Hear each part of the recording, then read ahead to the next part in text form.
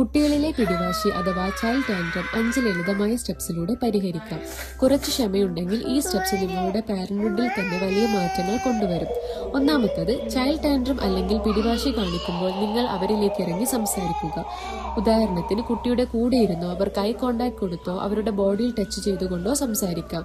രണ്ടാമത്തത്, കുഞ്ഞിന്റെ പരിഭവങ്ങൾക്കും വിഷമങ്ങൾക്കും നിങ്ങൾ പ്രാധാന്യം കൊടുക്കുന്നതായി അവരുടെ ഭാഷയിൽ അവരെ മനസ്സിലാക്കുക. ഉദാഹരണത്തിന്, മോന് വിഷമമായത് അമ്മയ്ക്ക് മനസ്സിലായി, നമുക്ക് പരിഹാരം കണ്ടെത്താം എന്നിങ്ങനെ പറയാം. ശേഷം കുട്ടിയെ ഹഗ് ചെയ്തുകൊണ്ട് അവരോട് ഒരു ഡീപ് ബ്രെത്ത് എടുക്കാൻ പറയാം. നാലാമത്തത്, അവനെ തിരഞ്ഞെടുക്കുവാനും സംസാരിക്കുവാനുമുള്ള സ്വാതന്ത്ര്യം കൊടുക്കുക. അഞ്ചാമത്തത്, എല്ലാത്തിലും ഉപരി നിങ്ങൾ കൂളായി ക്ഷമയോടെ ഇടപെടാൻ പ്രത്യേകം ശ്രദ്ധിക്കണം. വിഷമിച്ച് കരഞ്ഞു നിലവിളിക്കുന്ന കുട്ടികളെ വഴക്ക് പറഞ്ഞോ ശ്വാസിച്ചിട്ടോ അവരെ മൈൻഡാക്കാതെ നിന്നിട്ടോ കാര്യമില്ല. ഇത് കുട്ടികളിൽ ഒറ്റപ്പെട്ട തോന്നൽ, കോൺഫിഡൻസ് കുറവ്, അലസത, ശ്രദ്ധക്കുറവ് എന്നിങ്ങനെയുള്ള ബിഹേവിയറൽ പ്രോബ്ലംസ് ഉണ്ടാക്കും.